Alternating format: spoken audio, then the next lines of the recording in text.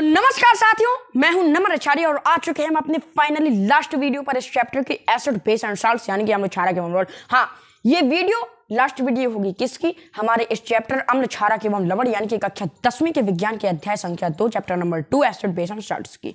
और इस वीडियो में हम बस लास्ट के 5 क्वेश्चन सॉल्व करेंगे, 5 प्रश्न हल करेंगे, क्वेश्चन 11 से लेकर क्वेश्चन 15 तक। तो स्टार्ट करते हैं साथियों आज का सेशन। उम्मीद करता हूं कि आप सभी अच्छे होंगे और आपका फिर एक बार मैं स्वागत करता हूं हमारे YouTube चैनल पर। स्टार्ट करूं, क्वेश्चन नंबर 11 क्या है? फ्रेश मिल्क यानी कि ताजा दूध जो है यानी कि फ्रेश मिल्क, उसकी पीएच का मान जो है 6 होता है। ये बात आप जानते हैं कि 6 पीएच वैल्यू होती है किसकी? मिल्क की। ठीक है, अब हमसे कहा गया है कि दही बन जाने पर इसके पीएच के मान में क्या परिवर्तन होगा, यानी कि मिल्क से योगर्ट, दही जो होता है योगर्ट्स, तो योगर्ट बनने के बाद उसकी पीएच वैल्यू में क्या चेंज आएगा, इसको आप थोड़ा बताइए। तो हम अपना आंसर शुरू करते हैं। तो आप ये बात जानते हैं कि भाई दही जो है योगर्ट वो मिल्क के कंपैरिजन में ज़्यादा एसिडिक नेचर का होता है। तो हम लिखेंगे कि और जो दही में जो एसिड होता है उसे हम लैक्टिक एसिड कहते हैं। क्या कहते हैं? योगर्ट में जो एसिड प्रेजेंट होता है उसे हम लैक्टिक एसिड कहते हैं मान्यवर। तो हम क्या लिखेंगे कि दूध के यानी कि मिल्क से, मिल्क ज़्यादा सही वर्ड लग रहा है मुझको, मिल्क से क्या दही बनने की प्रक्रिया, मिल्क से योगर्ट यानी कि दही, हम दही को इंग्लिश में योगर्ट बोलते हैं, योगर्ट बनने की प्रक्रिया, दही बनने की प्रक्रिया में लैक्टिक एसिड यानी कि लैक्टिक अम्ल यानी कि जो लैक्टिक एसिड होता है मान्यवर, लैक्टिक अम्ल का निर्माण होता है। यानी कि क्या बनता है? का निर्माण होता है, यानी कि लैक्टिक अम्ल बनता है, निर्माण होता है। ठीक है, और फिर हम इसके आगे क्या लिखेंगे? क्यों होता है इसका निर्माण? क्योंकि जो मिल्क में जो प्रेजेंट होता है क्या? लैक्टोस। मिल्क में क्या प्रेजेंट होता है? लैक्टोस, और वो लैक्टोस जो है लैक्टिक अम्ल में क्या चेंज यानी कि कन्वर्ट हो जाता है। तो हम लिखेंगे क्योंकि, यानी कि इसका क्या रीजन है कि इसमें इस प्रोसेस में, मिल्क से योगर्ट बनने के प्रोसेस में लैक्टिक अम्ल प्रोड्यूस हो जाता है। क्यों? क्योंकि मिल्क में प्रेजेंट या विद्यमान यानी कि उपस्थित, विद्यमान यानी कि उपस्थित, क्या मिल्क में विद्यमान लैक्टोस क्या बना लेता है? लैक्टिक अम्ल में परिवर्तित हो जाता है, लैक्टिक अम्ल में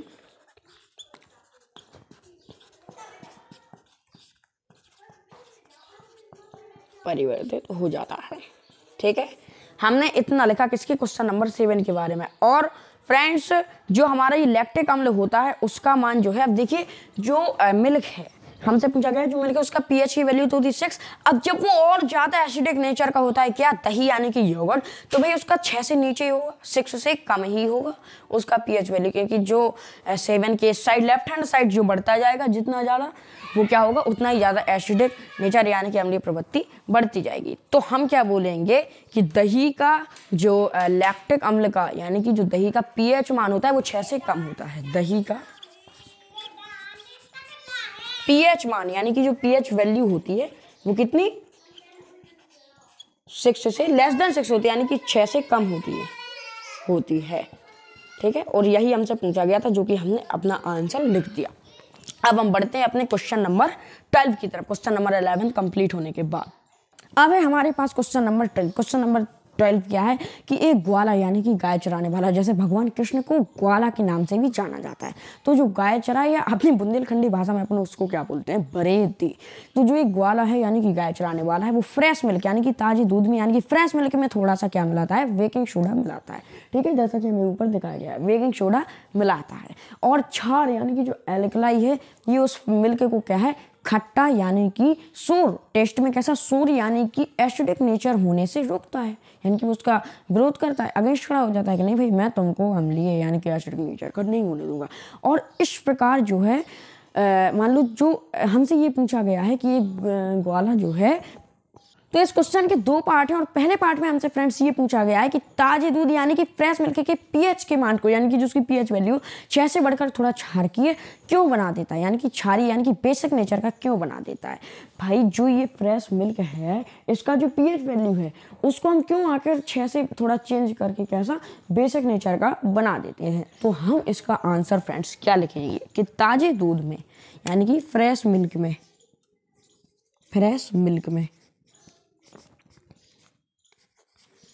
ठीक है, फ्रेश मिल्क में थोड़ा बेकिंग सोडा मिलाने से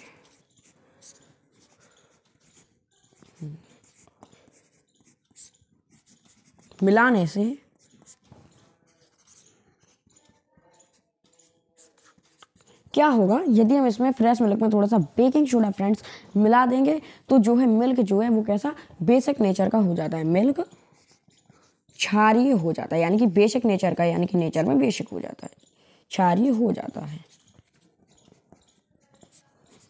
ठीक है, क्षारीय हो जाता है। और फिर हम इसके आगे क्या लिखेंगे कि जो क्षार यानी कि जो एल्कलाई होता है, यानी कि एल्कलाई किसे बोलते हैं, जो बेस वाटर में डिसॉल्व होता है, तो जो है क्षार जो है मिल्क को खट्टा यानी कि एसिडिक नेचर का होने से रोकता है।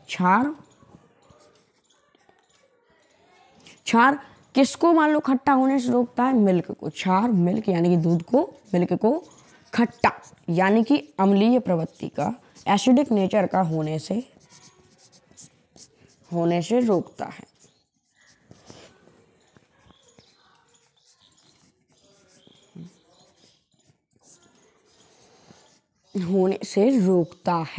ठीक है, कैसा एसिडिक नेचर का होने से रोकता है। इस प्रकार हम जो है मिल्क का यूज किससे अधिक समय तक कर सकते हैं, इस प्रकार हम मिल्क का यूज अधिक समय तक कर सकते हैं,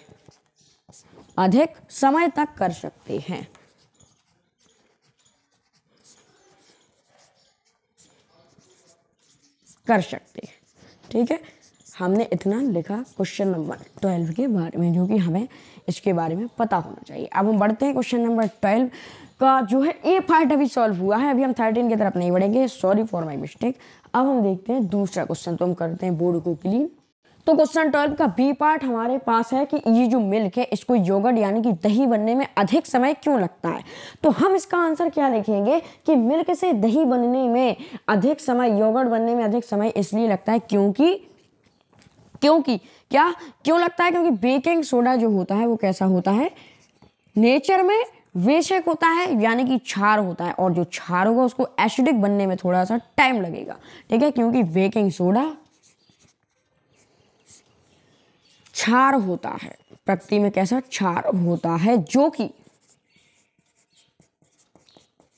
अब चूंकि क्या होता है कि जो योगर्ट यानी कि दही, उसमें कौन सा एसिड्स पाया जाता है, उसमें पाया जाता है लैक्टिक अम्ल यानी कि लैक्टिक एसिड्स। और जब बेस से एसिड्स बनने की जो प्रोसेस है उसकी मोशन को बिल्कुल स्लो करता है, बिल्कुल स्लोली होती है ये प्रोसेस, ठीक है। तो क्योंकि जो कि लैक्टिक अम्ल यानी कि जो लैक्टिक एसिड होता है, लैक्टिक अम्ल बनने की प्रक्रिया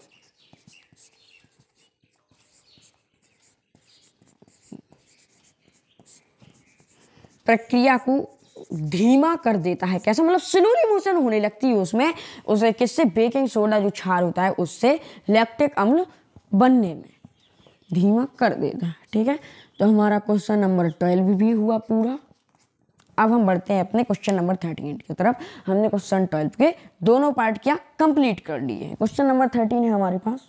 तो फ्रेंड्स क्वेश्चन नंबर 13 हमसे पूछता है कि जो प्लास्टर ऑफ पेरिस है उसको आर्द्र रोधी बर्तन में क्यों रखा जाता है, यानी कि आर्द्र रोधी का मतलब अभी हम बताएंगे, तो क्यों रखा जाता है और इसकी व्याख्या करो। तो हमें इसको ज्यादा वर्ड में आंसर नहीं देना है, बहुत से बहुत 2 लाइन में हम इसका आंसर कंप्लीट करेंगे। तो फ्रेंड्स आर्द्र का मतलब होता है नमी या जल की उपस्थिति, आर्द्र का मतलब होता है नमी या जल की उपस्थिति, और रोधी का मतलब होता है रोकने वाला, यानी कि जिसमें नमी ना हो ऐसे बर्तन में क्यों रखा जाता है। तो हम फ्रेंड्स इसका आंसर हम क्या लिखेंगे, 1 मिनट में दूसरा मार्कर ले लूं।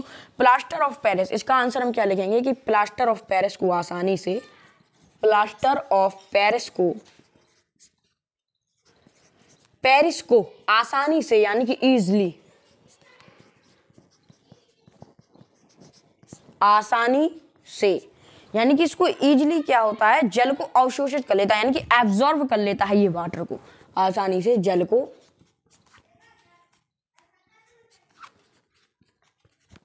अवशोषित कर लेता है,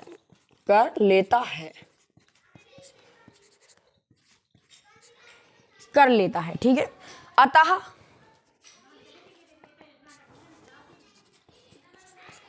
अतः यदि प्लास्टर ऑफ पेरिस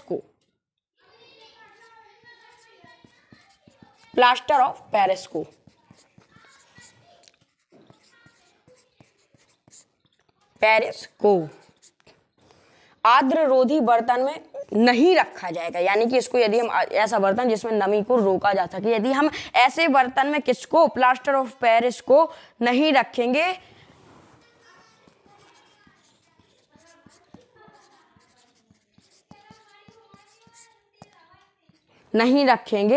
तो इसकी पूरी मात्रा जिप्सम में बदल जाएगी, तो इसकी पूरी मात्रा जिप्सम में बदल जाएगी।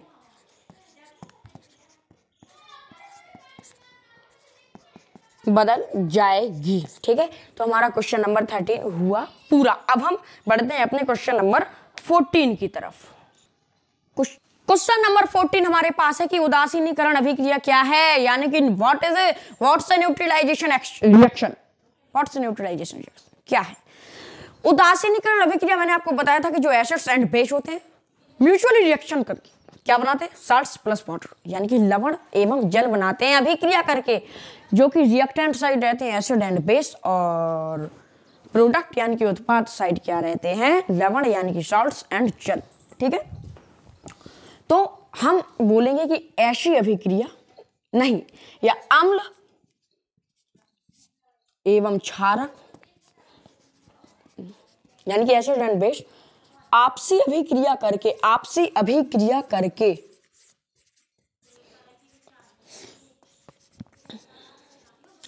करके लवण एवं जल बनाते हैं, म्यूचुअली रिएक्ट होके लवण एवं जल बनाते हैं, जिसे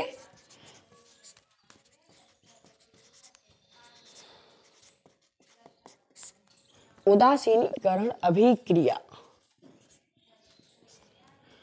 यानी कि न्यूट्रलाइजेशन रिएक्शन कहते हैं।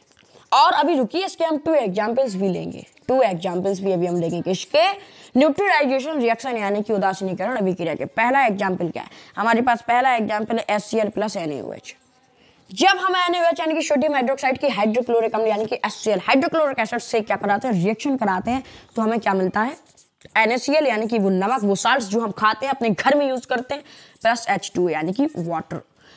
जो सेकंड एग्जाम्पल है हमारे पास, क्या है, H2SO4 यानी कि सल्फ्यूरिक एसिड्स, और सल्फ्यूरिक एसिड्स का कैसा हमने मान लिया एक्वस सॉल्यूशन, प्लस CaOH का होल ट्वाइस, तो हमें क्या मिलता है, CaSO4 यानी कि कैल्शियम सल्फेट्स प्लस वाटर, और जो कि हमें वाटर को करना है बैलेंस, तो हमें लगाएंगे 2। तो फ्रेंड्स क्वेश्चन नंबर 2 में हमसे बोला गया था न्यूट्रलाइजेशन रिएक्शन के बारे में बताओ, तो हमने ये भी बताया और उसके 2 एग्जांपल्स भी दिए। अब हम बढ़ते हैं लास्ट क्वेश्चन यानी कि 15th क्वेश्चन की तरफ, और चैप्टर चल रहा है अंतिम चरण पर। क्वेश्चन नंबर 15 यानी कि लास्ट क्वेश्चन है, हमसे बोला गया है कि वॉशिंग सोडा यानी कि धोने का सोडा एवं बेकिंग सोडा यानी कि जिसको मीठा सोडा भी बोलते हैं, जिसको हम खाते भी हैं, उसके 2 प्रमुख उपयोग बताओ। तो हम इसके क्या, हम उन्हें 2 का हम 3 बता देंगे। सबसे पहले बताएंगे वॉशिंग सोडा यानी कि धोने के सोडा के, कांच, पहली बात तो गिलास में, और साबुन, और तीसरा डिटर्जेंट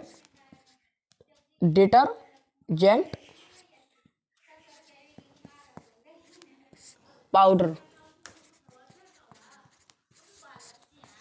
तीनों चीजों में, ग्लास में और साबुन में और डिटर्जेंट पाउडर में हम क्या करते हैं, वॉशिंग सोडा का यूज करते हैं। किसका, वॉशिंग सोडा यानी कि धोने के सोडा का प्रयोग करते हैं। अब हम देखते हैं मीठे सोडा यानी कि बेकिंग सोडा का यूज। तो हम सबसे पहले इसका यानी कि बेकिंग सोडा का पहला यूज हम लिखेंगे एंटासिड, यानी कि एसिडिटी को खत्म करने के लिए हम लिए था, जो कि हमारे स्टोमक में होती है। एंटासिड एक दवाई होती है, और दूसरा यूज हम लिखेंगे बेकरी उद्योग, हाँ जो बेकरी इंडस्ट्रीज होती हैं उनमें, ठीक है। और हम यदि चाहें तो हम तीसरा यूज ये लिखेंगे कि इसका यूज अग्निशामक के रूप में किया जाता है।